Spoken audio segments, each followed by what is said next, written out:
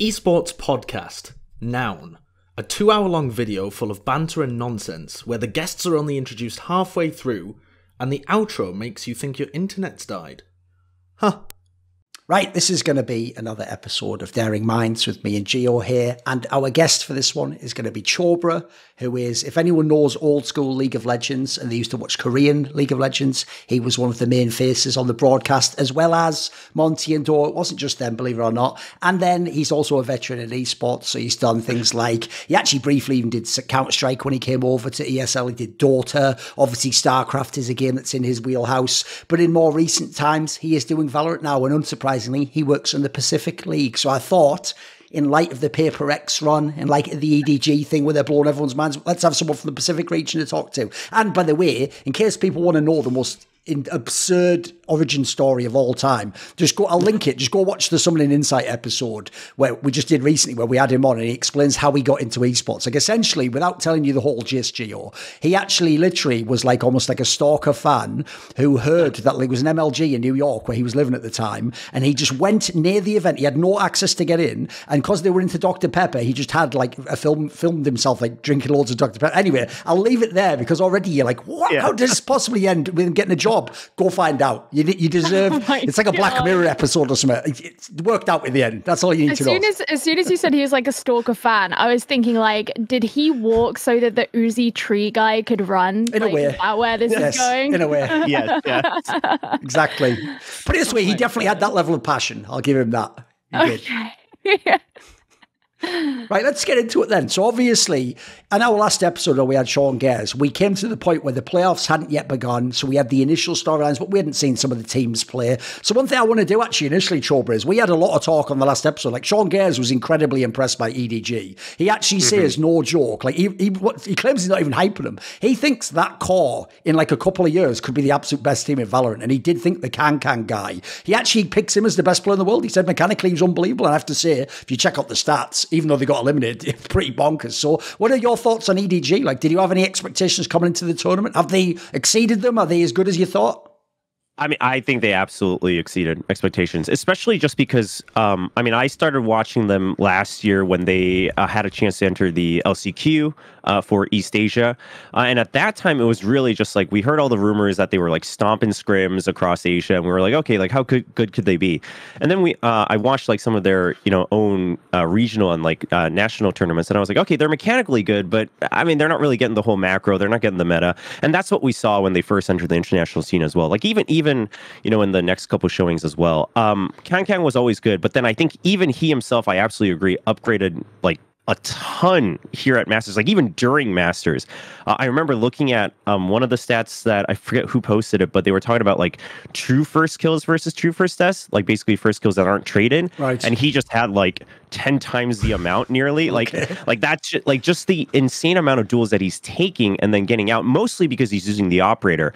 But the fact that, again, like if you have the skill to back up that confidence, like all power to you. So I don't think it's far-fetched to say that, he could or still maybe already is individually the best player in the world. Obviously, we can't really know until maybe one of them lifts a trophy or something like that. But I would also say I think what's scariest about them is that what they showed at Masters is that they finally learned how to navigate macro play in Valorant, right? It's not just individual aim duels and we're winning duels and we're getting in. They're starting to set up lurks. They're starting to set up fakes. They always are trying to fish for more info. And it's not always just a sentinel, right? I do question, like, sometimes it's their Sky, like sometimes it's their main initiator that's like trying to play the fake and the lurk, like all on their own. So, maybe there's still some things to work out, but it's very clear that they're picking up on these cues, that they're picking up that, okay, we need to expand our playbook. We need to start playing the mental game on top of the physical game in Valorant.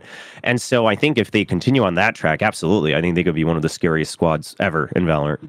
By the way, as the show goes on, jump in whenever you want. If she says something that's interesting, I say so, you can jump in. You don't have to wait to be asked. You don't have to be a good Korean boy in that sense. So, yeah, Gio, I have to like raise my hand. Thoughts on EDG so far? So, yeah, I think EDG have been really impressive. I mean, yeah, obviously I remember when we were talking about it with Sean, he was gassing them up a lot. And I was also really, like, very high on them. But the player who and I'm really interested to know what you think about this and if you agree with this, but like the player who has really kind of won my heart from EDG is Chichu. I figured you would say Chichu. I love watching him because I think that I was going to say he's versatile. I think he does stick to his role quite well, and it's not necessarily that he's not versatile, but I mean, like, everything that you could want from somebody who is playing his role, he excels in all of it. So the point that I mean by that is not only is he, like, good at kind of the lurking and that sort of thing, but also you put him in, like, a 1 versus X, and there's a good chance that he's actually going to succeed in that kind of situation, which I find really impressive. And I think that especially stood out to me in their game against Loud, because Loud being a team, and now they've obviously had a weird time at this event, right? Yeah. But Loud being a team that are very well known for things like their reactions, their ability to overwhelm other teams and stuff like that. And there were a number of times where we saw Chichu be able to stand up against them on his own, even when they're trying to be, you know, subverted. I don't know what the word is, but they're trying to, like, subvert the expectations and in terms of their positioning and how they're actually going to approach, especially when you consider the super fast neon composition that they like to play on Lotus and things like that. And Chichu was a player who can actually really stand his ground against them. So, like, I mean, I love Kangkang. I think he's been so much fun, and I think the way that he's been a first contact player has been incredibly impressive. But Chichu not being a first contact player and still being able to kind of bring up the back line to provide just as much value and just as much power as the front line has in that team is what has, like, really kind of got me. I find that incredibly exciting.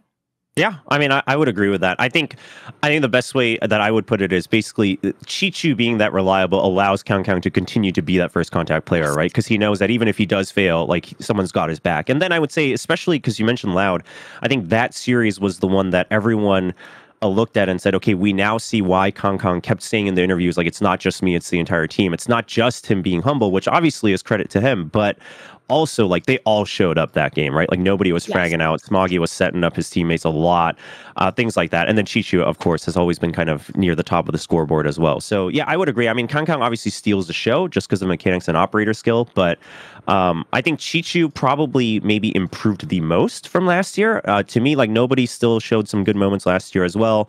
Smoggy always had hype around him as, like, a great aimer, things like that. So I would agree. I think Chichu probably also, like, gains a lot of that spotlight, especially maybe within China. I think that was actually a really good point that you made there about that series against Loud and proving kind of Kangkang's point, because that was something that I thought when watching the series was, it's not that I think Kangkang isn't playing well in this game, it's that I'm not noticing him more than everybody else. Like that was kind of the first series I watched, whereas, like, I feel like I'm equally looking at all of these other people who are in the team and not just being like, oh my god, Kangkang, oh my god, Kangkang. And it's not that even that I wasn't noticing those players previously, but I just think that kind of difference was there, and just seeing it all be quite well evened out in the series against Loud. I also really like that, you know, for example, I use Lotus as the example. One thing that, like, really stands out to me is, like, when you look at their compositional choices and things like that, you can see that they're very much in their own preferences, right? So, for example, they went for a double duelist on that map instead of playing, like, a double controller. And so you can see that where you know, for me, I'm most familiar with the Americas region. And, you know, when they've been playing against EMEA teams in this tournament, one thing I've noticed is that in Americas, you're likely to see a Killjoy, and EMEA, you're likely to see a Cypher. And this was an example where it's like, in Americas, I'm used to seeing these, you know, you're going to bring a Viper along, you know, you're going to bring like that double, the double controller, whereas EDG, they know what their strengths are, and they know that they're going to be really rapid in the way that they play, and they know that the double duelist is going to be able to facilitate them in that, especially when you have that really strong Sky play coming up from nobody as well, who's going to be able to help them get in on top of the speed at which their utility, the Raze and the Jet already have. So I really respect a team that, and PRX do this as well quite a lot, and I'm sure we'll get onto that, is I really respect a team that knows their strengths, their preferences, their play style, and they build around that specifically rather than kind of thinking about what they quote unquote should do. Along those lines, though, let me pivot. Let's talk a bit about Loud, because obviously they came in incredibly hyped. A lot of people thought maybe they're going to win the event. They should at least have been going deep, was the premise. Yeah, true. The EG team they've lost to has popped off. EDG was pretty good. They haven't lost anyone bad. But the issue I want to ask and initially touch on here actually is, Sean Gares stressed along the lines of what you're just saying there, that he was so impressed that they weren't just number one, but that they'd innovated that Harbour Viper meta. And as far as I can tell, they never used it here. Is there a reason why? Did Loud play on Pearl at all? Is that the only map they use it? They only did like 2 games, right? They played against EG, they only played 2 matches. Yeah, they played Fracturous and then Lotus and Fracture. And that's the only map really you're going to see Harbour Viper be brought on at the moment anyway. Yeah, like you see teams, I mean, obviously like NRG brought it out on Haven, and then like Loud in the past and other teams have tried it on Ascent as well. So like there was a chance, but yeah, I agree. Like Pearl was probably obviously that's where their strongest suit is going to be. It wasn't played.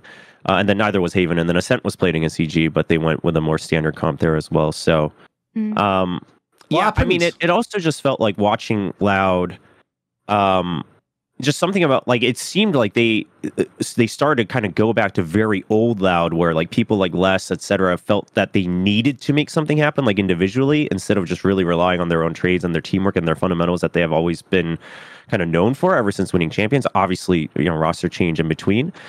So I don't know. I mean, maybe there's some outside factors there as well, because I mean, meta wise, like, you know, in between the end of you know, each VCT league and Masters, it's not like the entire world suddenly flipped on its head, right? So I don't think there's anything too deep to read into there, other than, you know, some of the mechanics started to fall apart a little bit.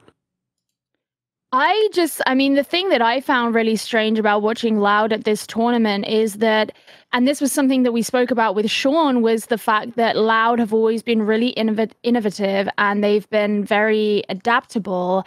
And yet, for example, when we saw them play against EDG, some of their like set plays were the exact same set plays that they had done against EG, and hadn't necessarily always worked against Evil Geniuses. But if you're a team and you're going to prep for another team and they're just running the same shit that they lost their previous series to, for me, I was watching that and I was like, hold on, like I was expecting a whole new strat book to like come out for this next series that they're playing, and we're seeing the same like, you know, 3-man defensive setup on like one side of the map. And you know what I'm talking about, right? On Fracture, like they, you know, had the same like A-holes kind of defense thing. And I'm thinking like, unless you're using this to get really aggressive onto EDG, I don't quite understand the benefit of running the same strat that failed against EG, and you're going against a team that is kind of bringing some new flavor of Valorant that you haven't really kind of faced before. And it just really felt like the best of these players on this team wasn't being showcased. Whether that's their fault, whether it's a coaching thing, whether it's an internal thing, like you say, I'm sure there's an amalgamation of factors that go into something like that. The idea of them being nervous or them feeling pressured to make individual plays almost feels really, really strange to me, because this is Loud. Like, when have Loud ever been shaken, right? You know, it's strange. And, you know, I kind of got that when watching Aspas as well, is that, you know, Aspas would go in, he'd try and make these individual plays and stuff, but they almost felt unsupported. He would get very easily isolated from other players on his team. That was something I noticed in the EG series as well, is Aspas would kind of go in, the rest of the team would be playing together, Aspas would be taken down on first contact, and then suddenly you don't have your attack dog to open things up. And it really kind of reminds me of one of the issues that I used to take with Sentinels, is around the time that everybody kept, well, it's true, around the time that everybody kept saying like TENS is washed, I was always like, no, TENS isn't washed, but TENS isn't being supported when he's been sent into a fucking site, he's dying, and then what? You know? And so like it almost felt like that. But this is from a team that doesn't have a precedent of that being the way they play. And it's just, it's really strange.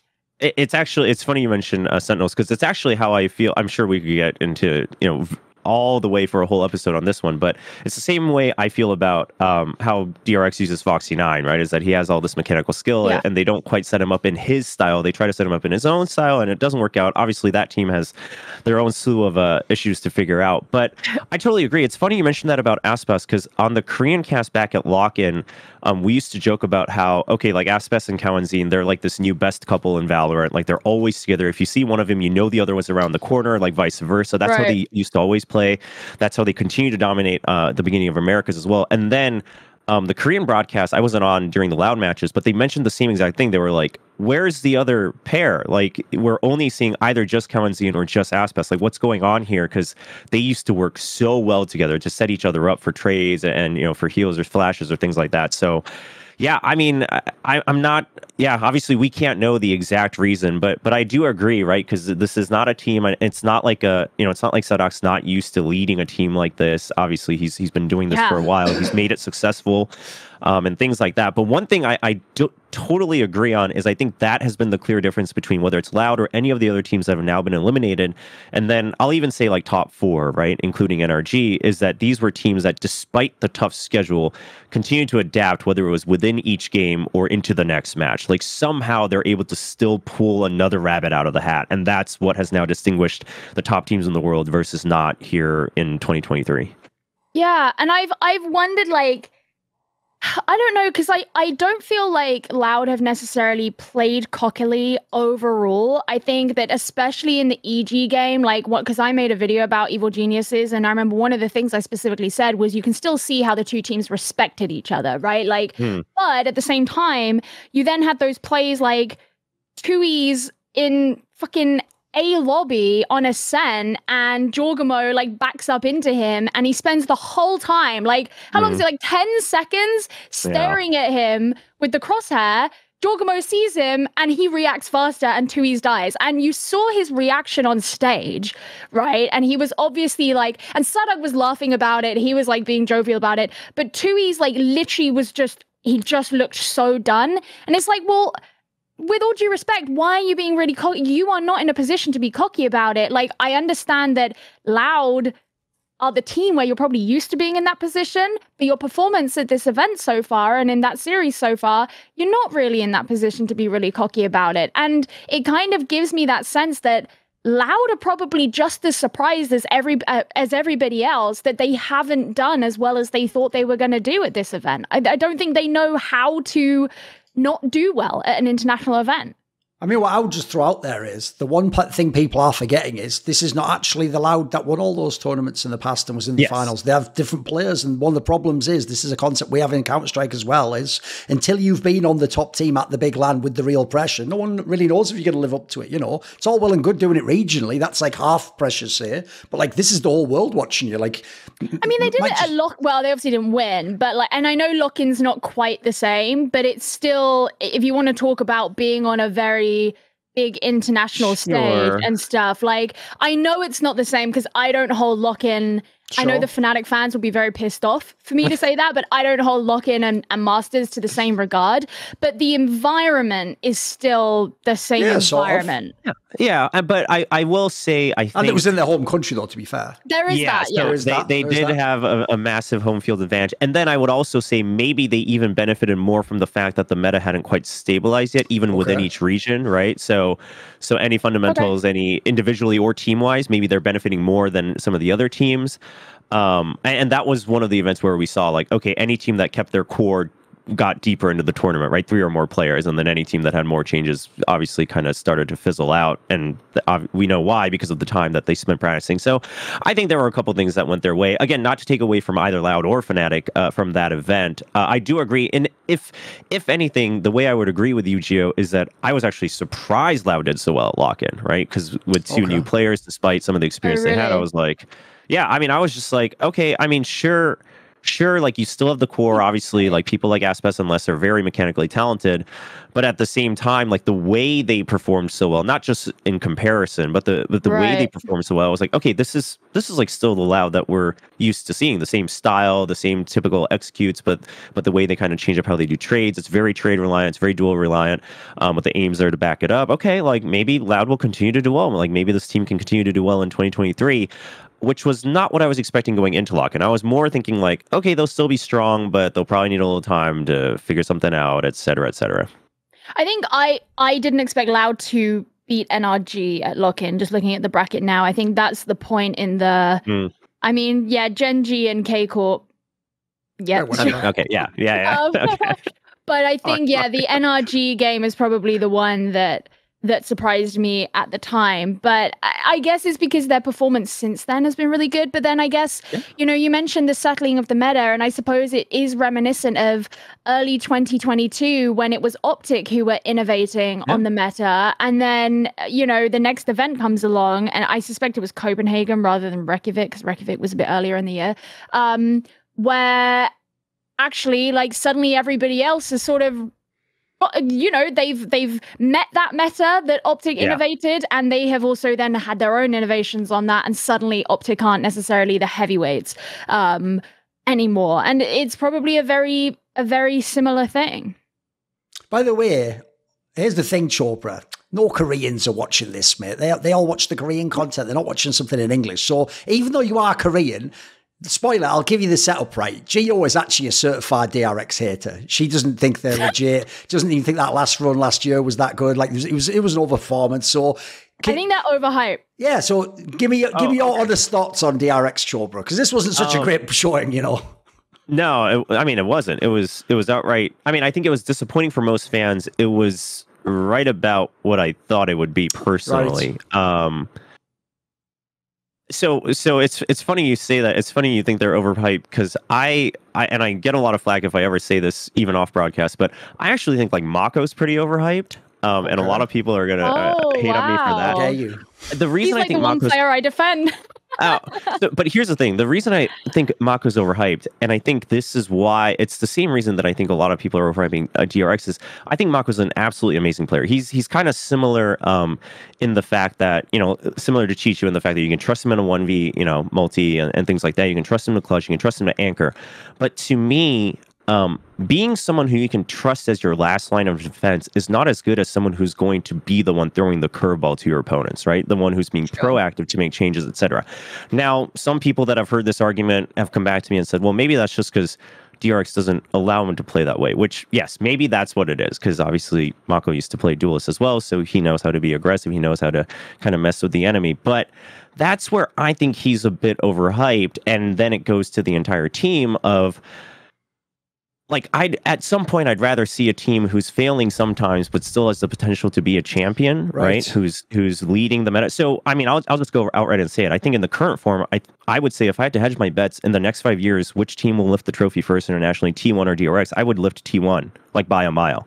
I think they show way more potential in showing differences, throwing out curveballs, like being that wild card, right? Having that champion mentality.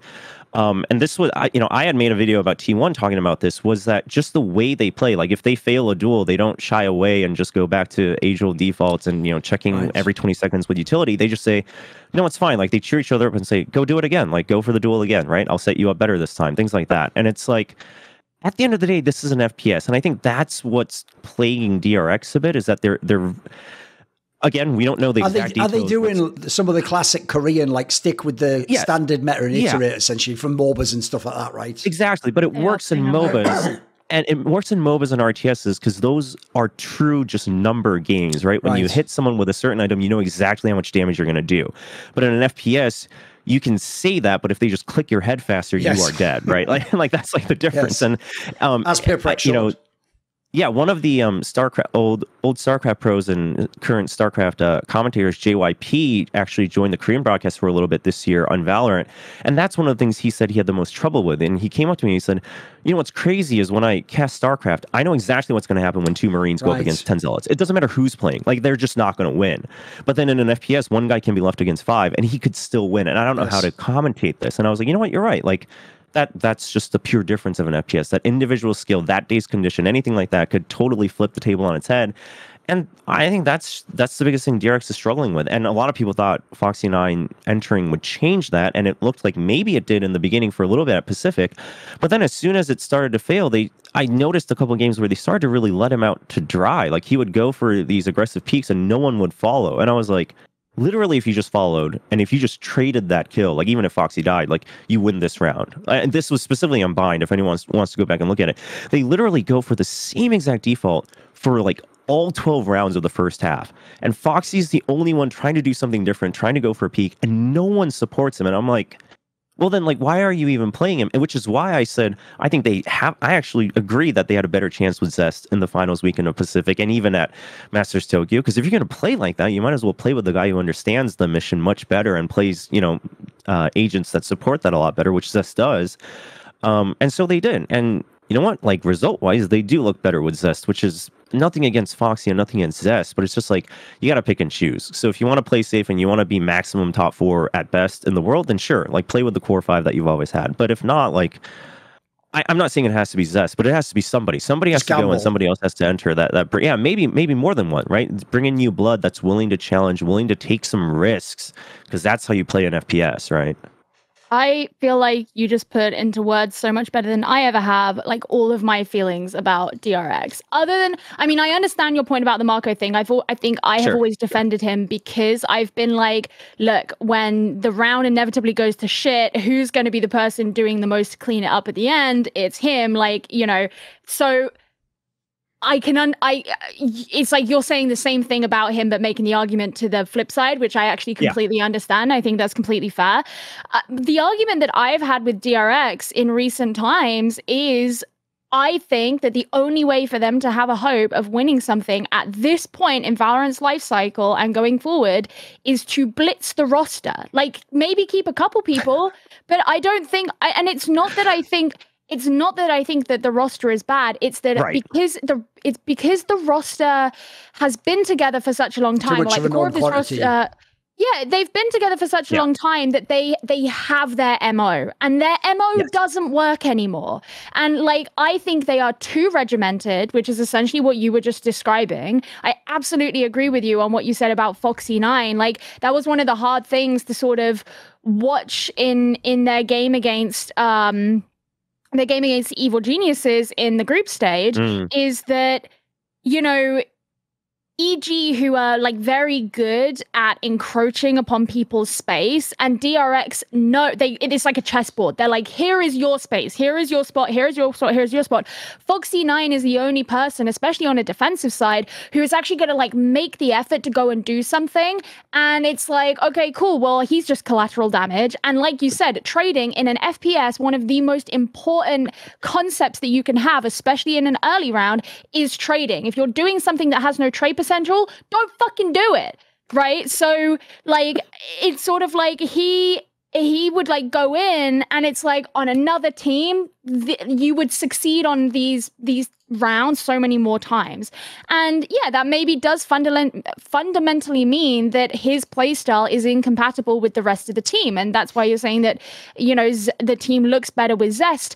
But I think that the team's ceiling, when they play with that roster that they've had for such a long time, and, you know, they have Zest and they go back to that playstyle that they're used to and they're comfortable with and they've built their whole thing around, their ceiling is not going to be first place. And I think as more and more tournaments go on, their ceiling relative to everybody else's is going to sink because they're doing the same thing. And what we're seeing is the teams that are being successful and having more success as time goes on, and these teams that are surprising us, like Evil Geniuses, the teams that, you know, can kind of dip down and then kind of make a resurgence, they're the teams that have learned how to be invasive to other teams while also still being able to manage their utility and still being able to do all the macro shit that you know, that everybody's kind of known. But it's about being courageous enough to like be invasive and be able to manage that well without it being a total clusterfuck. And DRX aren't there. Like, that's not how they play, and that they're just gonna get left behind. That's just not what Valorant is anymore. We're not in early 2021. So, yeah, no, that's exactly it, right? The times have changed, right? Yeah. You have to be aggressive, and it's no longer just about set plays. It's no longer just about aim either. It is much more about taking the initiative in the mental game, which is why I think, granted, Fnatic also just does have an absolutely stacked roster. But on top of that, the way they play is they're always the one posing the question, like on attack or defense, right? They're always the one saying, okay, like, are you still going to do the same thing? Because this is what we set up. Like, what's your answer? Like, that's how they play. Whereas I would actually say at this tournament, you know, and maybe just stylistically, that's kind of the big difference between them and NRG, another team with great calling and great ideas, is that NRG is the type that they absorb everything and then really finally, they come up with the solution before the end, which is why they take so long to win sometimes. It takes a couple maps, a couple rounds. And that's the difference, but maybe that's why Fnatic continues to look like the best team in the world, right, since lock-in, is just that they know how to pose that question. And I totally agree. And, you know, I just want to put the disclaimer out there, and this isn't because I'm, like, scared of any fans or anything. I legitimately think all the players on DRX are good in their own right. Okay. Like, I think... Yeah, like I think some teams would clamor to have Foxy9 or Zest, or, you know, I mean, RB, like his flexibility, Mako, you know, same goes for Stacks, especially maybe if he's not, you know, calling anymore, maybe he can shine again. But again, in that formation, they just can't shine anymore. And I'll also say, like, I know a lot of people just like to go and put the coaching staff as a scapegoat, and not saying that they should be put on a pedestal. I'm sure they have their errors as well. But I also don't think Stacks is cut out to be like a world-class IGL. Like, he just can't handle it. And I'm not sure what the cause is. I can't tell you what the problem might be. But whether it's because he can't, you know, frag enough while he's calling, whether it's just because his calling is not good enough, I mean, who knows until we hear the exact comms. But he's clearly not the one who's able to keep the team together and keep them moving forward in the middle of a game, right? So maybe that position needs to be flopped again once more, maybe even to Zest or someone else, or maybe they just need, like you said, maybe they just need an entire new roster, and maybe they got to let these players find their own spots, because it definitely feels like they hit a wall. Yeah, I mean, I will kind of say, like, sort of alongside what you added there, is that every player on this team absolutely has the potential to play on one of the best teams in the world. Like, they all have the potential to be the best, to be on the best team in Pacific, like whatever that team is. I just don't think that team is this combination of players. And it's not even because I think they play poorly together. It's because I think their established way of playing together isn't. Yes. It's like when you see people who've been in a relationship for a really long time, and you're just like, look, it's just time, man. Like, maybe you do get on, but like you know what I mean? It's time like, to see other people. That's a good way to put it. Exactly. So like, that's kind of how I look at DRX, is like, it's not the players. It's not that I look at the players and think, oh my God, they're washed or they're crap or whatever. It's like, I'm like, the summation of what you guys are isn't suited for what Valorant is now. So you do the sit down in the diner and you say, it's not you, it's us. It's us. Yeah, That's exactly. the point. Goodbye. Exactly. Right, okay, you started talking about Fnatic. Let's flip it then. Not only is Fnatic the odds-on favourite to win the tournament now, but 4 of their players, everyone except Boaster, is in the top 10, and Durka isn't even the highest rated in the stats. So this has to be almost the dream tournament for Fnatic, right? Yeah. I mean, I would say so. I mean, like you said, the stats, I think, prove it. And even Boaster, you know, he's putting up numbers better than he ever has in previous tournaments. And then on top of that, obviously, his world-class calling is really proving his worth and weight. But I think, but exactly what you said, I think the fact that Durka isn't the top rated on their team now shows how strong their team is, right? Because it still used to always be, okay, well, Durka has to frag out, and he will, because he's a monster. But now it's he's having an off tournament, guys. He's only like a 1.13 rating this time. That's how cracked their team is, mate. I mean, now he literally just has to like go in and get the first kill, or not even, right? He literally just has to go in and draw crosshairs, and then like someone else will clean up. Or, you know, if he gets it, like, it's one of those things where it's like, okay, if you do get it and you do prove your mechanics are still monstrous, then great. But even if you don't, someone else can still do the exact same job for you. So I think that's great. I think also just the quick reactions they have, and this can't possibly be just Boaster's calling. It has to be all of their comms, right? Just like if you look at the minimap when they play, the moment anyone gets contact, someone else is there to provide support, whether it's through abilities or through trades. And just like Gio said, like, that is now the main part of Valorant. Like, Valorant's gotten to that point where everyone's good enough that everyone can win a 1v1 on any given day. So how do you overcome that? How do you keep the numbers advantage?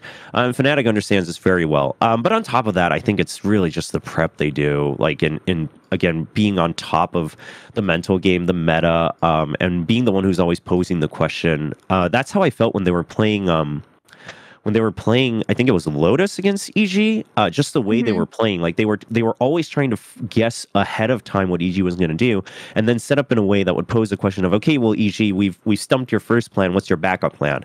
And EG didn't seem to quite catch on to that until like the 9th round or something. And I was like, okay, this is how you know a team's good. Yeah, I feel like Fnatic are probably the best team at being able to understand like the idiosyncrasies of other teams. Like, I mean, really specific idiosyncrasies. And actually, Lotus against EG was a really good example of that, because I think that they really read into what EG are good at. So, for example, one of the things that EG have been really good at, in my opinion, is constantly having a really good supply of utility without spreading themselves too thin.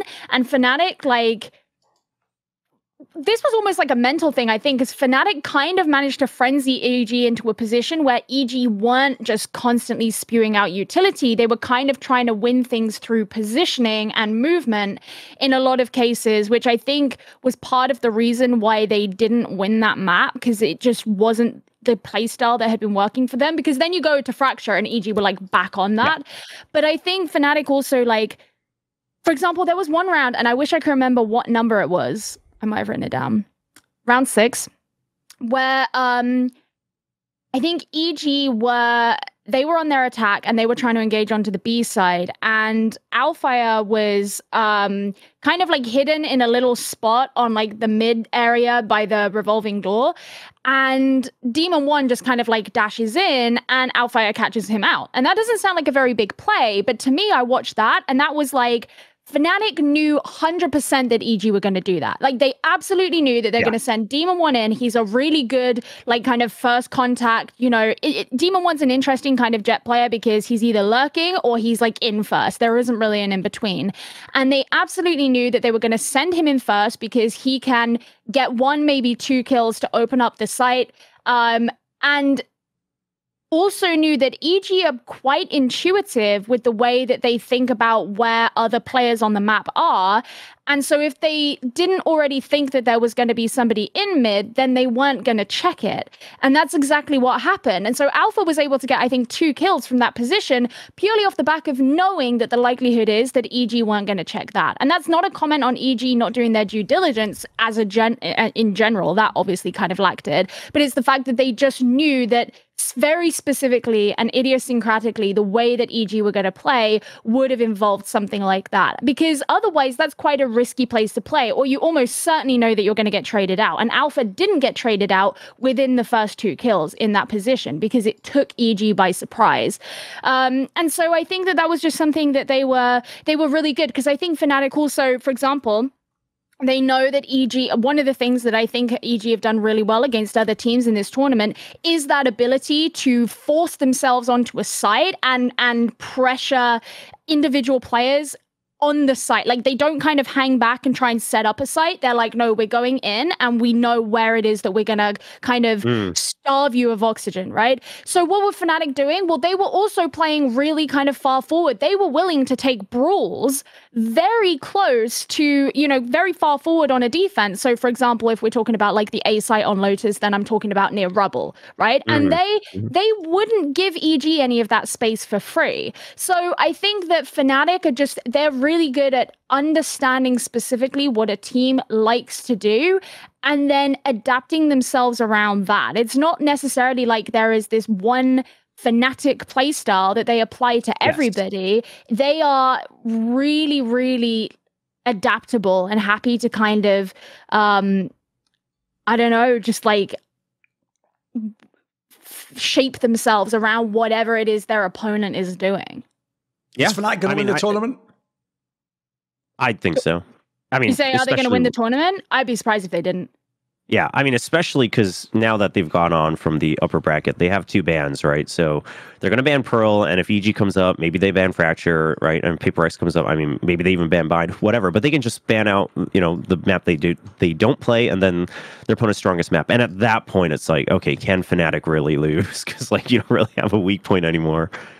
I will say, I feel like it's not uncommon to see teams. So Fnatic have already beaten both the teams who are currently in the lower bracket finals. Yes. So whoever they play, they've already beaten them. But I feel like it's not uncommon to see a team come through a lower bracket and then beat the team that they got sent to the lower bracket by. So, you know, from the perspective of the script, then maybe Fnatic will lose. But I think from the perspective of actually seeing how they've played against these two teams, I would say Fnatic are set to win. Okay. Let's pivot then. You guys were talking about evil geniuses. Obviously, everyone knows Demon 1 was like the big storyline, not least because no one knew if he would in fact be there or not, like another player who indeed did not turn up that we will talk about later. But actually, they're another team where it wasn't just the Demon 1 show. Like, Demon 1's even the highest one. On the rankings, like Ethan's way up there, Jorgamore, who else? Boostio was even high up, and Demon himself did pretty well. So, in some ways, for these four, it's been an unreal tournament, which Demon 1 should be familiar with. See what I... Listen, I don't watch the game, so what do you want? You know, what do you guys think? Why is EG so good? Well, I mean, for one, like you said, everyone else showed up, especially Boostio. Like, he's been tearing through this tournament. In fact, the one time I would say he looked really off his game was Lotus against Fnatic, which I would say, you know, it goes right back to what Gio was saying, was that Fnatic just knew like where to find him, right? And Durko was just like, oh, hello, and he would just get the first kill, and Boostio just couldn't do anything. But I mean, for one, I mean, everyone seems to have upgraded individually, but I think I'm glad that Gio brought that up earlier in her point about Fnatic, is that when you look at the top teams, again, like everyone's aim is good, right? It's not about like reaction. Sure, you have some super plays, but again, it's more about just like positioning and understanding where the enemy's going to be, understanding what your own game plan is. And if your aim is ready, then you're just going to have a faster reaction. And I think that's one of the things EG has really developed coming into it, is that they've also, obviously they have a couple of their own, you know, like unique set plays like they do on Fracture with the Sova, but they don't rely on that heavily like DRX does, right? That's kind of more just say, okay, we can pull this out on a pocket to really throw off the enemy, or if we really have a must-win round, then we can really do this to snowball, you know, the lead or try to catch up.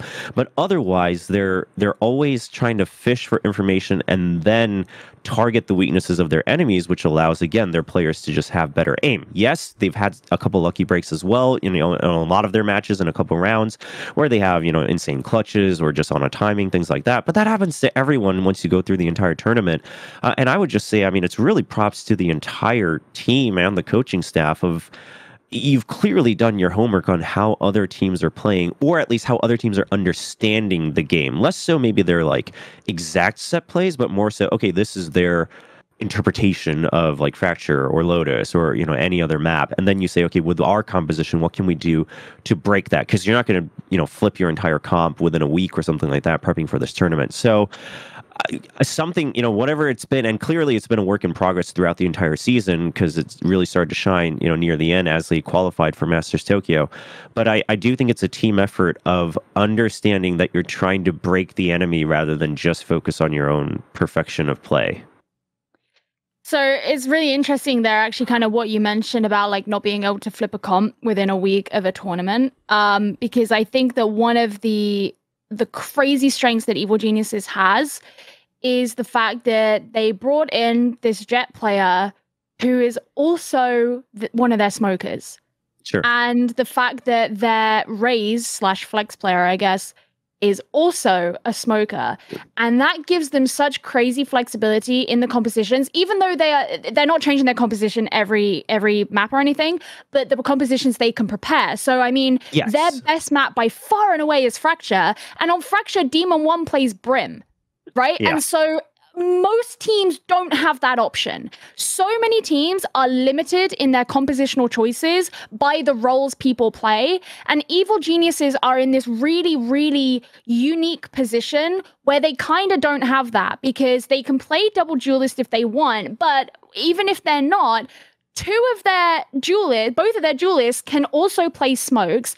Ethan can play so this was another thing I actually mentioned in my video, is if you kind of go back a year, the flex player who would have been the person who back in 2021 would have been the secondary duelist, so your Raze player back in the double duelist meta.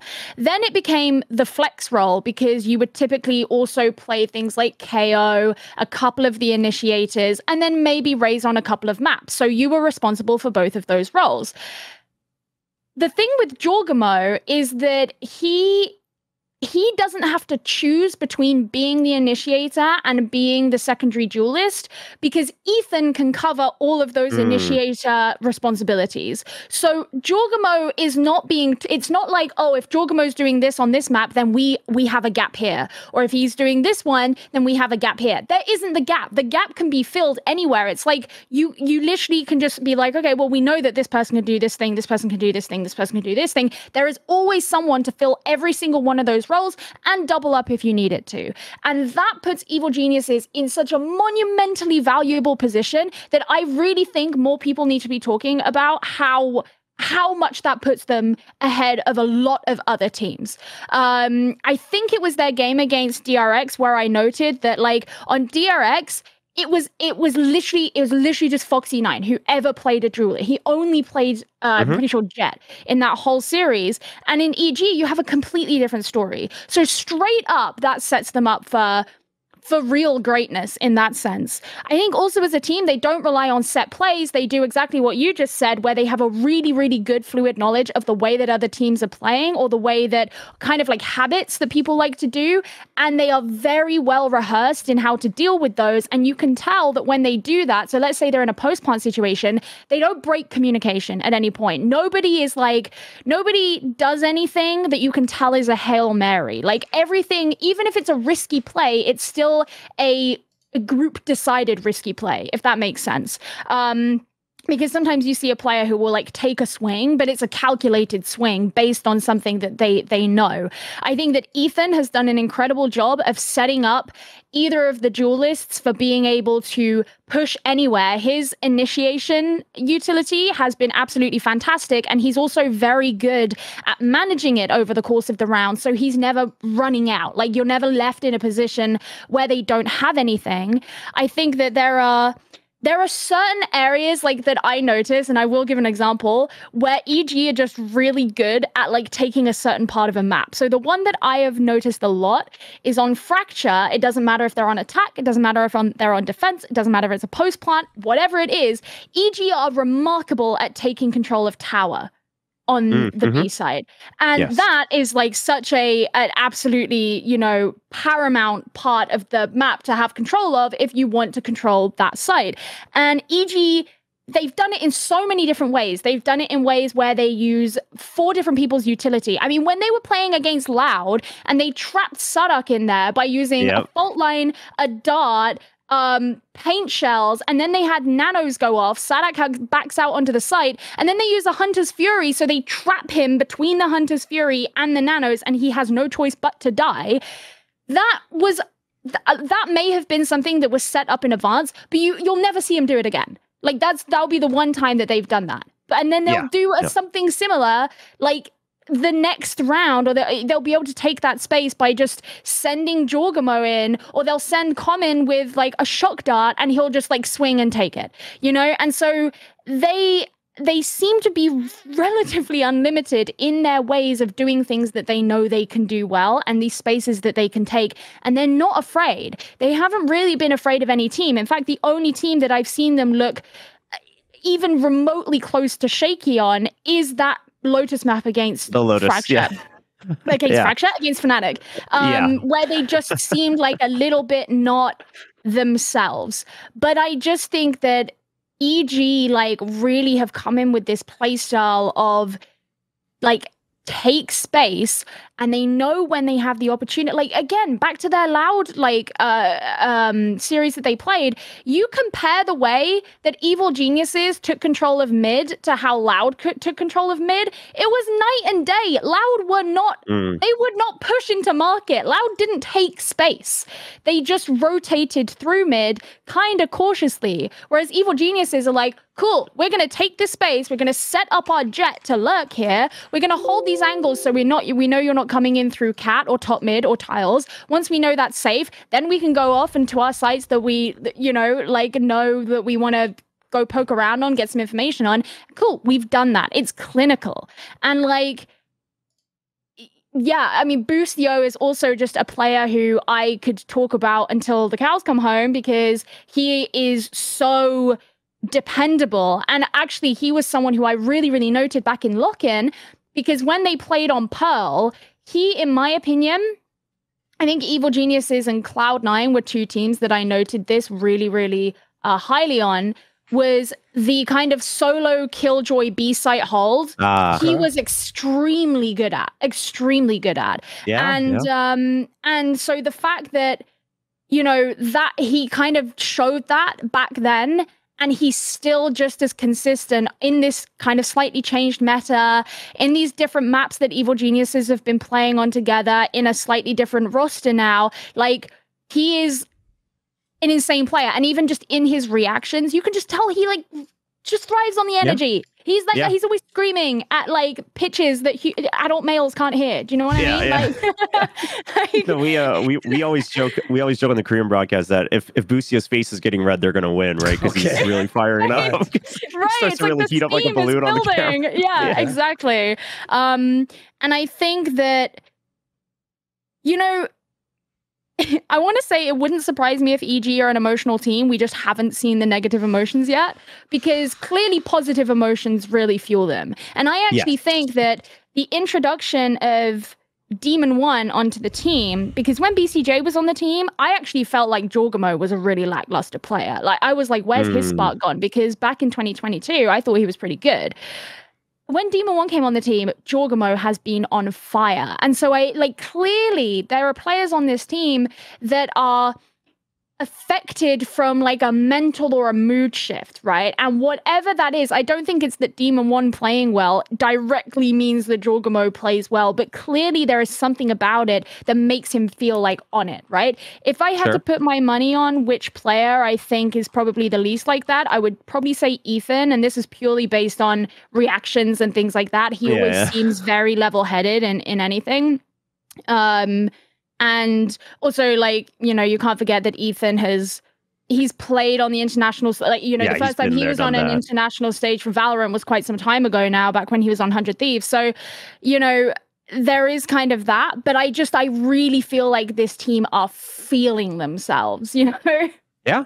No, absolutely. I mean, they're on one during this tournament. I actually hadn't thought about the whole role thing that you mentioned early on, which, you know, I think that's absolutely a huge strength to them, and maybe, you know, that's the same strength that teams like Fnatic have as well. Yeah. So absolutely credit to EG. It is, but something about it's funny because in the middle you were talking about how basically that they understand, you know, like how everyone understands their role, everyone understands how to make trades, everyone understands how to use their util to like pounce on an opportunity, but it's not always set up, which I think that has to be the new definition of like fundamentals and set plays in Valorant, right? Because you have agent compositions, you can't just always rely on the same thing.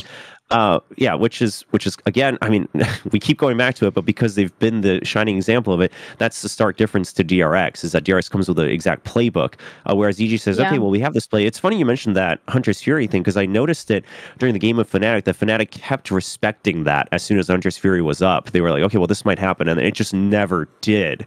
And you were like, okay, like EG knows that they have this mental advantage now. Yeah. So, I mean, all props to them. If they're able to, if each of their players have that knowledge base of their own agents and how they interact with each other, that they can always kind of make that call on the fly. I mean, they are going to continue to go deep even after Tokyo.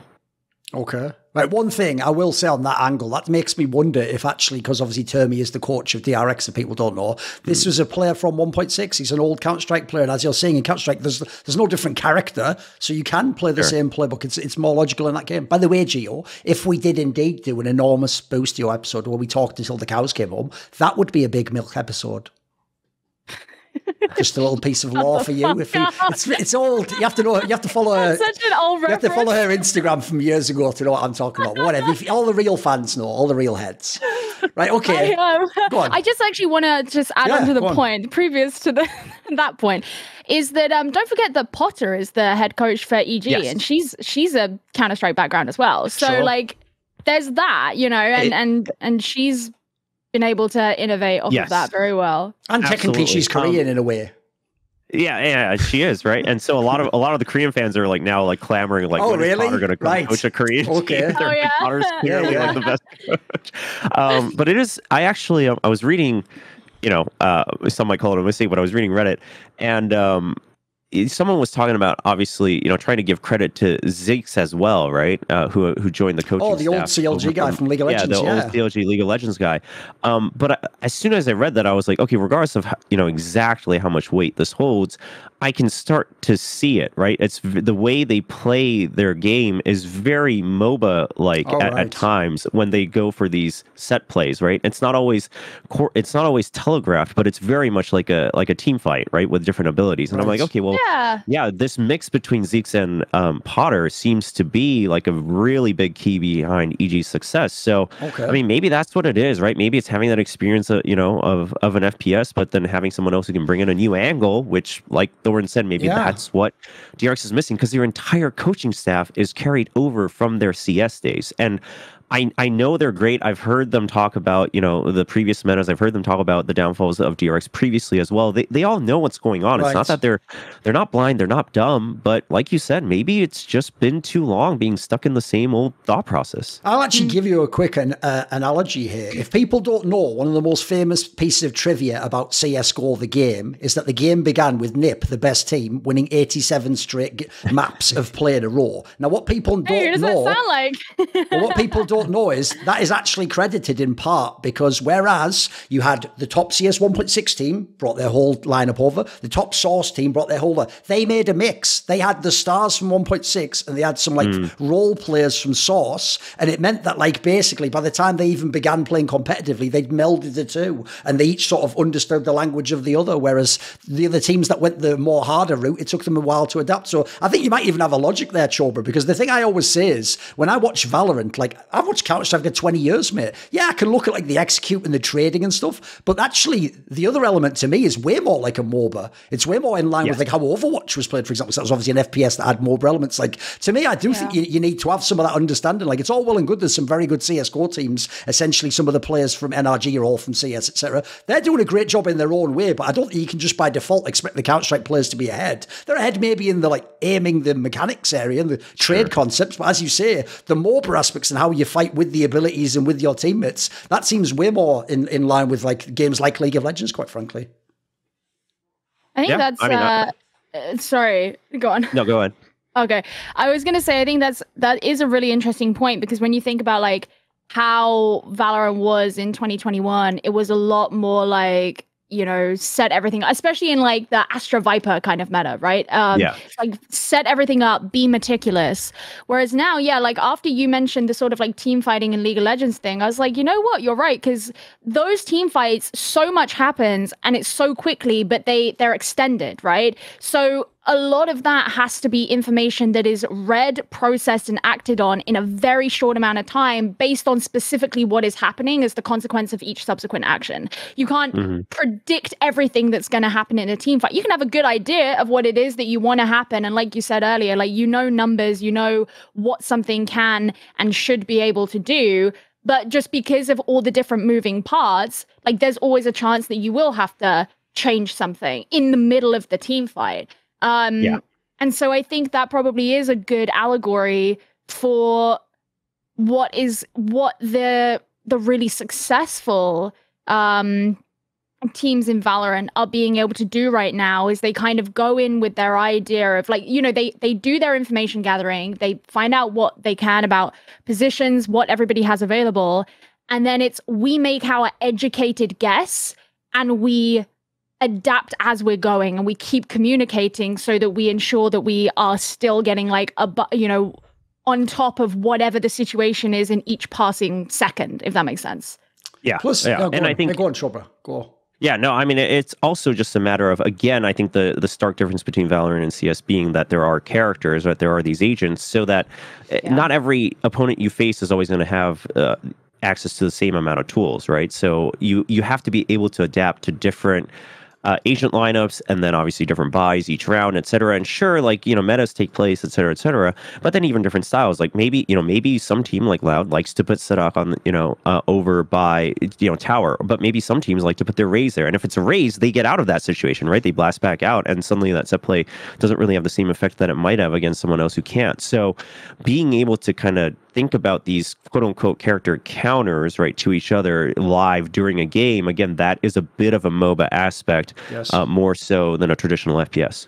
I'll even throw this out there. If you think of some of the other, because as you say, obviously the game began. I mean, people know famously when Scream first played Valorant, the joke is it looked like he never used an ability. He just shot people in the head with a gun. And it was like, this isn't actually Counter-Strike, bro. But you thought, like, fuck it, this is my new game. But if you look at some of the metas when those sorts of players, the CSGO players, were the absolute kings, it was when like Jet was OP as fuck and you could just hard carry the game. That's essentially better than Counter-Strike. You could go in there, do all the kills and get out. Then you had Chamber, similar concept. You're killing everyone, then teleporting to another part of the map, killing everyone. You can see how you could bring like a this is my star player in Counter-Strike and just let him go to work philosophy. Whereas if people know in MOBAs, especially with a lot more agents, it's way more about the compositions and what you're trying to counter from their team and what you're waiting for and how you use your ult, etc. Well, here's actually an interesting point, because I was just thinking as you were saying that, like, you know, back then all the IGLs were CS IGLs. Boostio is the IGL for Evil Geniuses, and he's an Overwatch. Okay. And so that may influence I will say that, you know, he was obviously still on the team when BCJ was there. So like he's been there for a bit, but yeah, that it wouldn't surprise me if that kind of influences the philosophy. Because if people don't know, Overwatch was a lot more about the comp and understand how the comp worked. Yeah, exactly. And I mean, same thing with Boaster, right? He used to be a big League of Legends guy, right? I mean, sure, you know, obviously he's been through a lot of FPS as well, but he's kind of, you know, basically been through all sorts of games. He did both. He did CS and League, yeah, he did CS and League, but basically he wasn't all in on just traditional, you know, tactical FPS, right? He was a big follower of League of Legends. It still is, obviously, as a fan. So things like that. I mean, you know, just talking about Pacific, I mean, T1, again, I think part of the reason that they show more potential is because half of their team is pro Overwatch players and star players at that. So clearly there's something there that maybe you want to mix, or at least not all in on just the tactical FPS portion, because there's more to it in Valorant. Right. What about, let's pivot and talk a bit about NRG then, Gio, because this is the team where, like Sean even said, you know, like maybe they're starting slow, but they'll adapt. They'll try and like do what they can as they go, because everyone gives props to FNS for the way he calls. Like there's a world where they could have gone further at this tournament. They were in position at times, but they didn't quite make it at the end. Yeah, I mean, I obviously predicted NRG to be the team that would underperform. They actually did better than I originally thought they would, but that game against PRX was really interesting because I felt like it was a real clash of two styles. Yes. And I was very skeptical about PRX going into this tournament, and part of that comes from the fact I didn't follow Pacific, so I haven't really seen their growth since. I mean, spoiler, they had a different player anyway, so it doesn't really matter at this point. Yeah, there is that. It's more kind of like a lot of my narrative about PRX has been about the fact that like they got to a point where everyone had sort of figured out their play style and like you know, what do you do after that?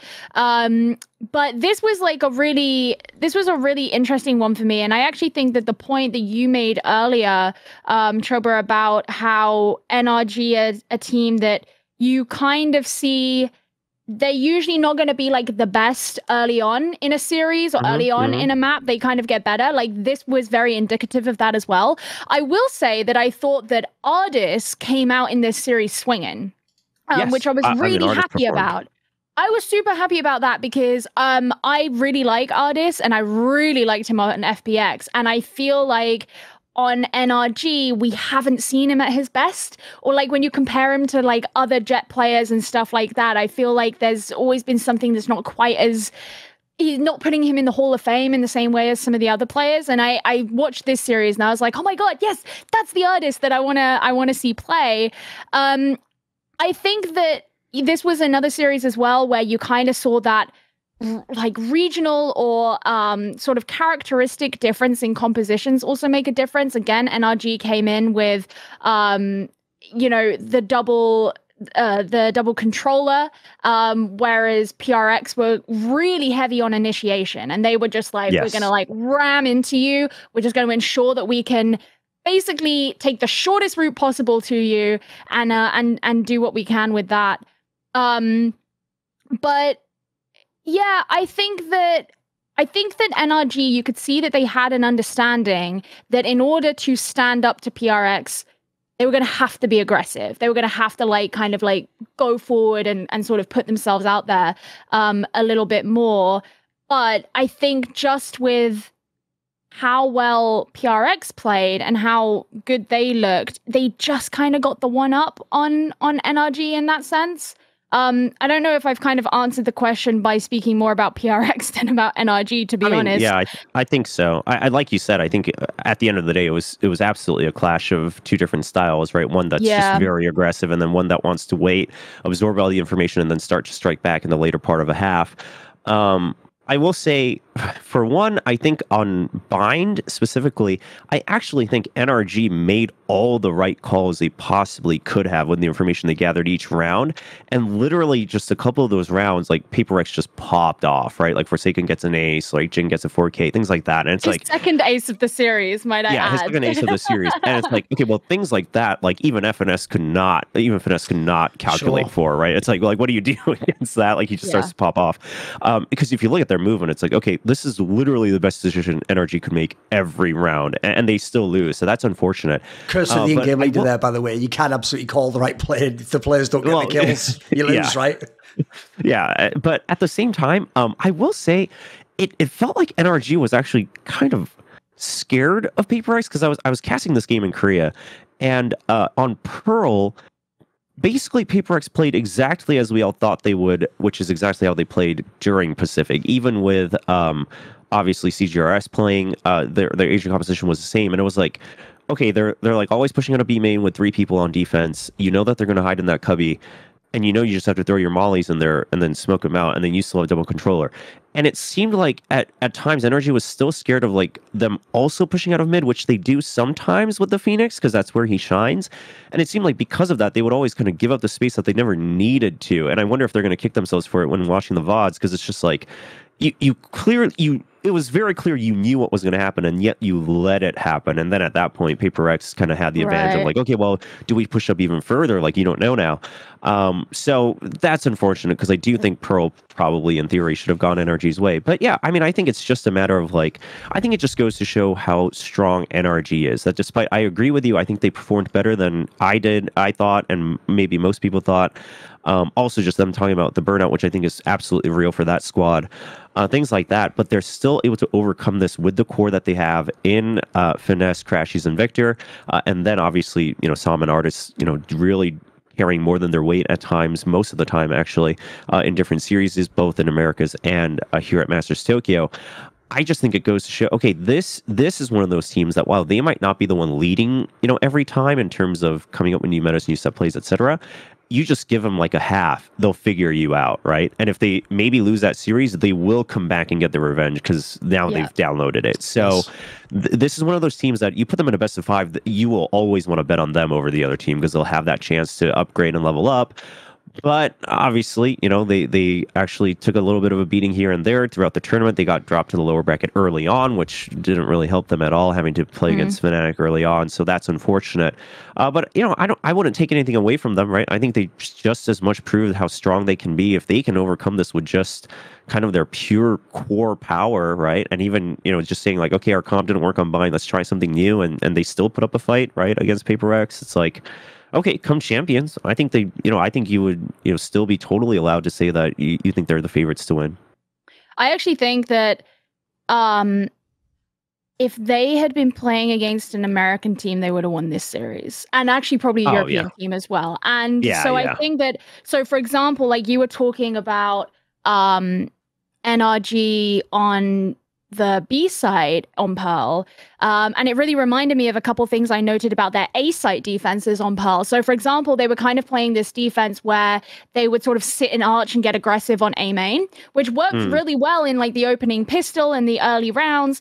And then there came a point a few rounds later where PRX kind of read into that, and so that didn't work anymore. But overall, the way that NRG were trying to hold A was they would actually leave art open. They might have a nano there, but other than that, they would leave art open, and they would hold relatively far forward in the site. So whether they had, like, Finesse would be in arch or in A main, they might have artists with him or whatever, art would be open, so the area behind them would be essentially exposed. And then you'd have a player who could maybe play from the backside or play from shop, so that if anybody were to come in through art, they would get caught out. So, for example, there was a round, I think, where FNS put a Viper's Pit in the entrance to it. And so they kind of had that sort of positioning way further back on the site while leaving Art open, which meant that FNS didn't have to worry about anything that was coming through Art. He just had to focus on A main. So they were pretty well coordinated in that sense. But there were rounds where they kind of had these further forward defenses in A, but Spawn would be left open, like CT would be left open. Yeah. And Forsaken would just come round and he would like flank them through shop. And that's something that wouldn't happen with an American or a European team. They just wouldn't. And that was one of those things where it's like, Forsaken's very good at being a little snake. And I mean that in the nicest way possible. Yeah. But he's really good at finding little like wormholes that he can just kind of get his way in with. And that kind of like screwed NRG over in some of those like set defenses because they weren't necessarily anticipating that. And there were also times where like, you know, PRX would attack onto the A site. And there was a one round where like Ardis was rotating through CT to get to the A side, and CGRS is sat in the little fountain just like waiting for him on a lurk. That's also a lurk that you very rarely see. If anybody's pushing that far up towards CT, it's almost certainly going to be having come through like B connector, right? And they're going to kind of sit in there and maybe like hold, try and get an angle into Art or something like that. People don't usually push as far up to CT. So they kind of had these little like nasty spots that they would take hold of that NRG's usual opponents probably wouldn't have. Now, they obviously, you know, at some point will have like scrimmed this team. It's not like they're completely naive to the fact that other regions play differently or whatever, but it's understandable thinking that a lot of their philosophy, just fundamentally of the way that they might like plan their defenses, plan their gameplay, stuff like that, is really, really effective, like would have been a lot more watertight against a home region team than against this team, which, let's be honest, PRX have always had an incredibly unique way of playing, and they are their own thing. They're just their own entity in their own little, you know, dominion. And yeah, like I agree with you in saying that like NRG maybe quote unquote should have won this map. It's hard to say that when it's like, well, if they should have, then they would have, right? But like,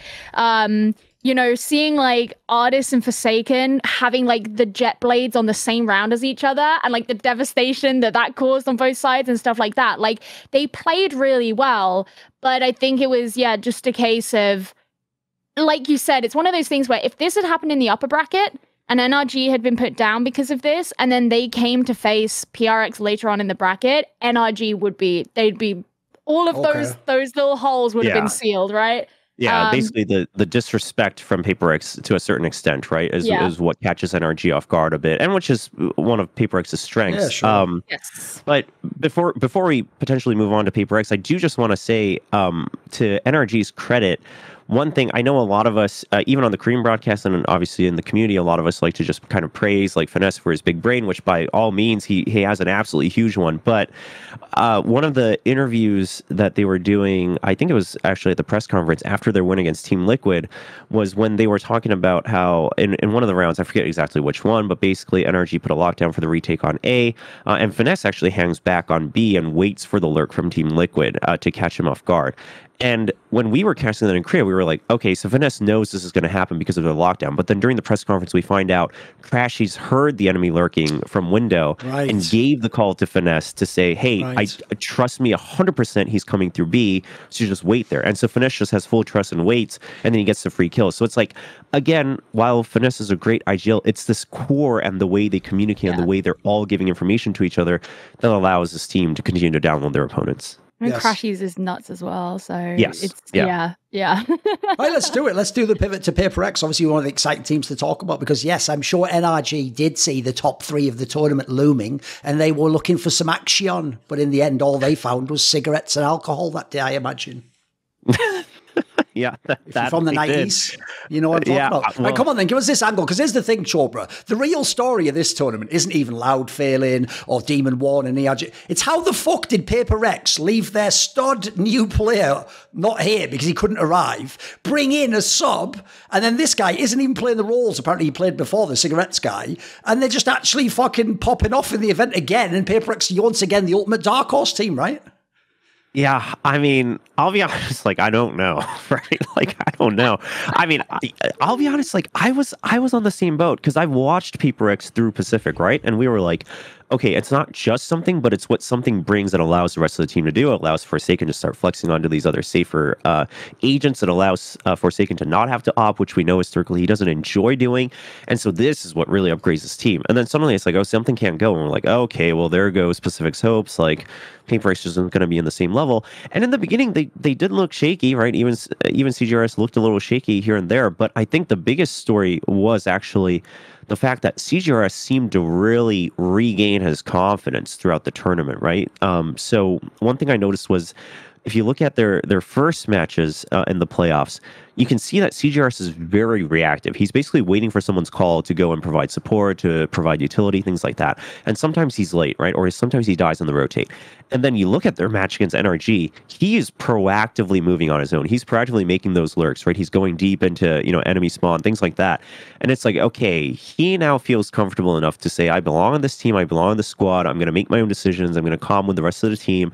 Also, I mean, we should note that obviously CGRS is from Thailand, and I know his English maybe isn't as comfortable as the rest of the team, and they common English, so that's something he had to get used to.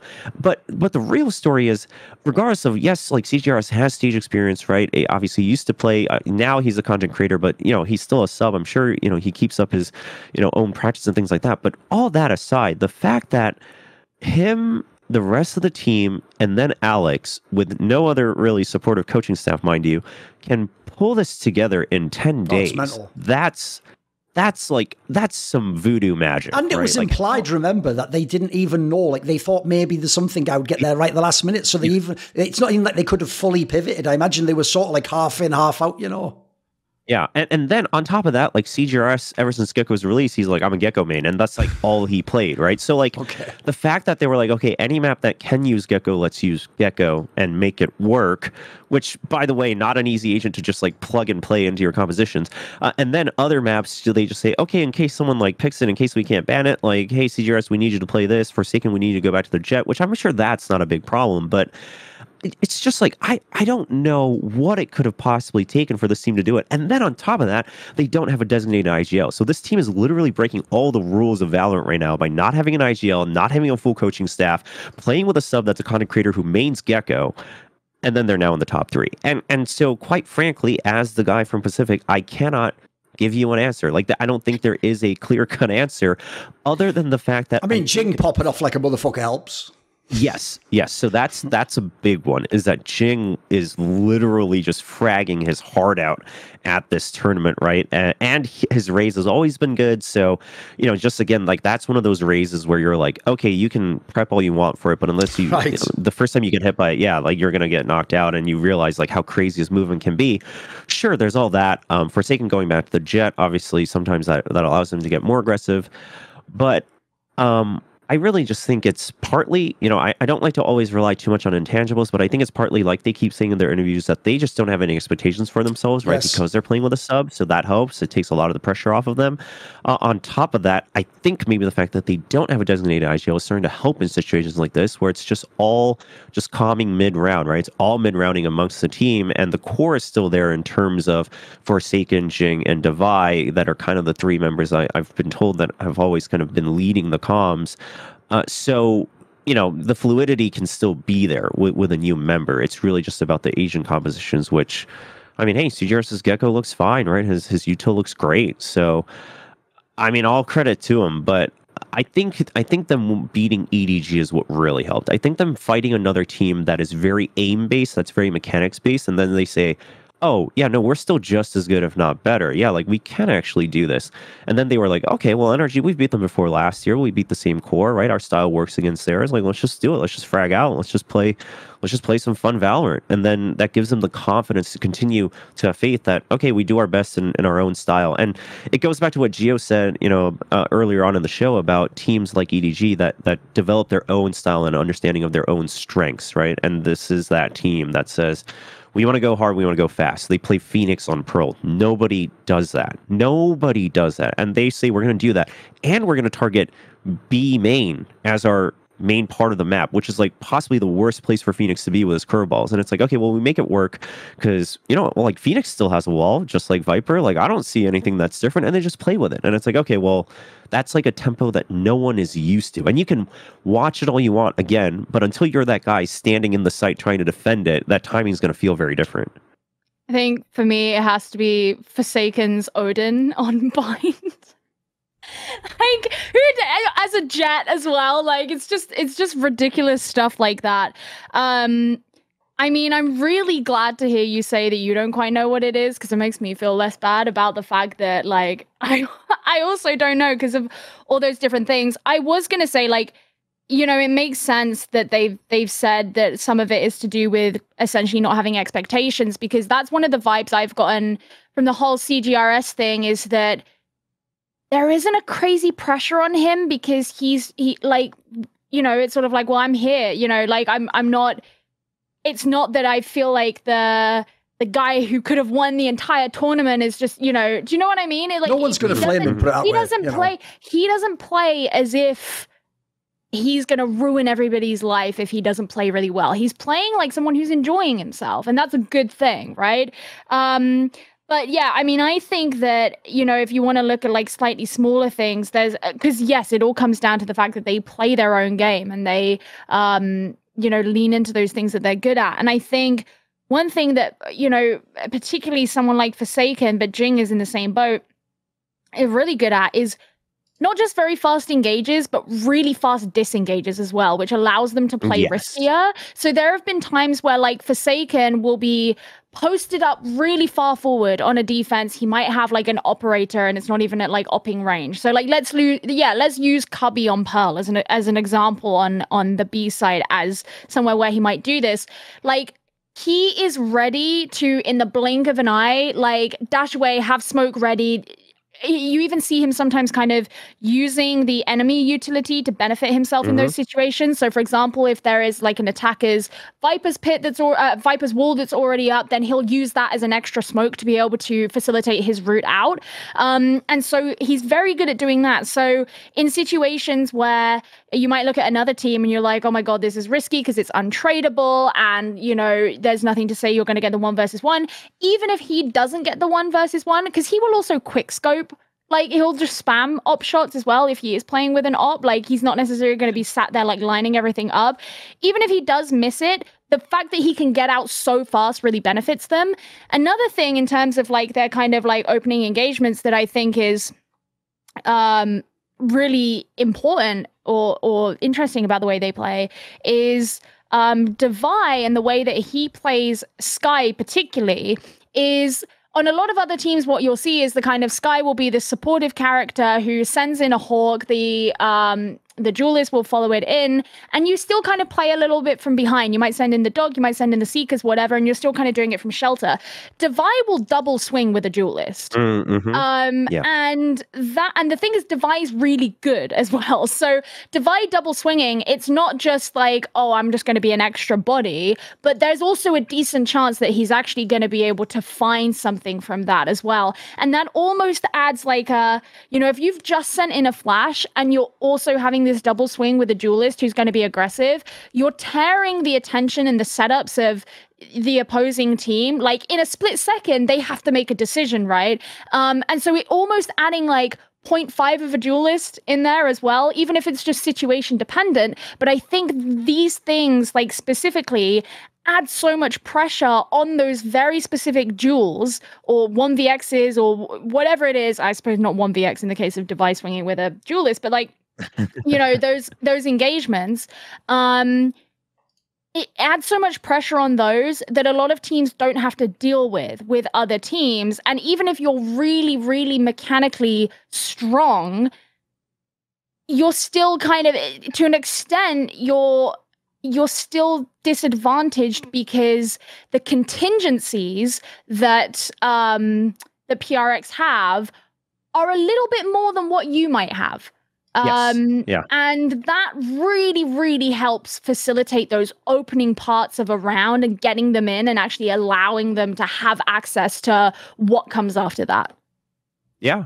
And I also think also something that Paper X does, and I think it really shines whenever they play Harbor, whenever Forsaken specifically plays Harbor, is that, again, going back to them working their own style, is that they will actually use all of their abilities just to attack. Like, even on defense, it's just to get in, right? It's never as like a safety net. So for example, like they'll always use their code to enter site and not to like protect the spike plant. Right? They'll use it as an extra smoke that also shields, which actually shows a deeper understanding of the current meta, which is to just spam through every smoke possible because almost everyone's playing double controller. So by putting up a cove, it eats a couple of those early bullets, and then they can all get into site safely instead of a couple people getting picked off. And it's things like that where it's just like, okay, you guys will bend the universe to make everything an aggressive utility, and then you'll make it work because you also have the aim to support it. So. Again, I mean, I think it's multi-layer, but I don't think it's the old story of Paper Rex where it's like, okay, well, they just like press W and they win because they play faster than everyone else. I don't think it's just that. I think they have a very clear understanding and interpretation. And then for CGRS, also we should remember that he did play CS. He also played PUBG, right? He played pro on those in Thailand before, so he's not completely foreign to the stage. He's not completely foreign to the pressure. On top of that, I think he just brings a really good vibe right in his position of not having as much pressure. So that's helped the team. I love the memes about him. Yeah. But all in all, like, honestly, regardless of what Alex's actual understanding of the meta or Valorant might be, which I'm sure is good, but I think the biggest thing is he clearly understands how to handle this team, right? Yes. And what the team's strengths are. And I think that's what makes him shine as a coach. And maybe now I'm really starting. I used to be kind of skeptical when he used to talk about, like, I don't really want to work with anyone unless it's a really perfect fit. Right. Like, I work better on my own. Now I'm starting to see why, because it's like, okay, who else could possibly coach this team and understand this what they do? This looks like a coaching masterclass. Absolutely. Yeah. Like if Termy went in and started to coach these guys, he would flip out. He'd be like, what in the world are you doing? Like, by the way, as a jet. I even think what's in the textbooks. The most underrated part even is the fact that he didn't just lose like his star player. He didn't even bring in a replacement who plays that fucking role. He had to rejig the whole lineup. That makes it seem like the coaching has to be coaching diff. Yeah. This guy just killed it. No, absolutely. I mean, sure, like, yes, Forsaken used to play Jet, but like, it's been a while, right, for him to really fulfill that role and everyone to rotate around. And then, even if not, like you said, now you're bringing in a Gecko. It's like, okay, well, sure, in theory, it's kind of similar to the Reyna Unbind, and yada yada. But it's like the timing's different, everything's different, and somehow you figured out how to let your players know to deal with this. Like, not even the strats themselves, but letting the players know, okay, this is how you need to now think of your teammates and your composition. It's like, it's not easy. It may seem easy when you're viewing the game, but to teach them that ahead of time before the match begins is insane. I actually just wanted to add what you mentioned about Forsaken, like using a cove to enter a site. That is exactly what I noticed about the way that CGRS plays his mosh pits. Yes. Like, it's the same. He does it. You would expect them to be used like a snake bite where it's like a post-plant thing, I'm like, they're playing bind and he's sending it into the back of the B site to clear out the back of the site, like, as they're entering the site. And I'm like, oh, okay, cool. Like, it's not that it's like a bad thing or anything, but it's just how that's translated over to different agent, different player, whatever. It's the same thing. Yeah, and that's, again, I mean, is that a double-edged sword? Absolutely, right? You're dumping a lot of your util just to get in, so if your post-plant isn't good, then you're going to lose, which actually, it started to really seem to be a problem for some teams that would do similar things. Like T1, they ran the Gecko comp at first in Pacific on Bind, and then DRX figured it out. They were like, oh, we just have to hide from all the Gecko util, and then you, like, can't do anything after the plant, and then we just take over. But Paper X, again, they keep pushing the tempo, and here's the difference, right, is that T1 will do that and they'll back off. Paper X, they'll do that, and then Jing will push spawn, right? He'll just go out and like get a kill and then blast pack out. And it's like, okay, well, now you've covered your bases with your own mechanics as well. So you clearly understand the mission and your weaknesses and how to cover it. Right, let's do this. We won't talk about Team Liquid. They're the team that'll get missed off it. But spoiler, nearly all of them had a terrible fucking tournament. We'll talk about it next time. All we'll do is I haven't got much time left. So all I want to get thoughts on is who wins again out of EG and Paper X? I'll let you answer first. Oh, I mean, listen, theory points to EG, right? I mean, I feel like as a Pacific guy and riding the hype train of Paper X, maybe I should say Paper X, but it's like, as great as Paper X can be, I think here's the thing. If they played right after, I think Paper X wins. I think the momentum and not as much time to read into what Paper X is doing, I think that gives Paper X the advantage. However, with 2 extra days of prep, yeah, sure, you could say that. That also gives Paper X time to like shore up any of the maps that they didn't prepare as well. But it's like, again, EG is that team that reads the enemy and adjusts accordingly in terms of their ability usage. So I think they're going to start to realize, okay, like Paper X, they play very aggressively. They dump all their util first. So in fact, now going back to EG's MO of we want to choke out the enemy's utility, all we have to do is just wait, and then we'll have all of our own stuff. And then aim-wise, if they continue to play the way they did, I don't think any of them fall behind the members of Paper X. So I think EG wins. I think that EG definitely have an advantage in the map veto as well, because Paper X have been perma-banning Haven, whereas EG have been banning for their own preferences rather than their opponents. That said, like Paper X have played on a number of different maps. So if you know, EG are going to pick Fracture, that's going to happen. If Paper X end up picking something like Split, then that could be an EG 2-0, because EG are comfortable in Split and something like that. So, you know, it could end up being map dependent, but I think EG will have the advantage there.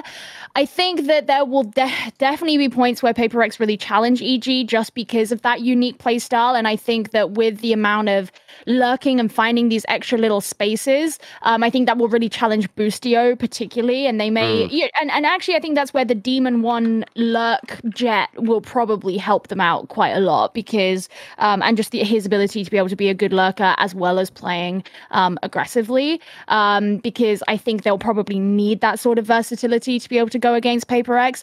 I would probably give the edge to EG, but I don't envision it being like an easy series necessarily, unless the utility thing becomes a huge problem. Just because EG is so good at managing their util over time, they're also really good at individually targeting a player and kind of eviscerating them and moving on. So if they can kind of get into a pattern with that, maybe it will be a lot easier. But from the way that Paper X like played against you know, NRG or whatever, was it NRG they played here, or was they played? Yeah, okay. I was doubting myself. I was doubting myself. The way they played against them or whatever, like they look really strong. So I think that it's not going to be like a total stomp, but I'd give the edge to EG. As Mary J. Blige said in her track, All I Need, you're all I need to get by, which is the case for me and my Patreon community who support this channel and these videos. Some of them include Theogony, Matt Pugnatio Rajcula, Ahmed Hadjou, Joseph Adcock, Tosh, Bot Pounder 420, Torin, Animosity, Tobias Bernasconi, Jensen Goh, Yurka, and a special thanks always to the main man, Jerky's Minion. Would you like to ask a question in my regular video AMA? Do you want teasers? Find out who upcoming guests are. Maybe you want to suggest a topic or a guest for my content, or you want to take part in one of those longer esports discussions with me where we go all over the place. Well, if any of those grab your fancy, put your money where your mouth is. Join the Risk Illuminati today via the Patreon link in the description box below.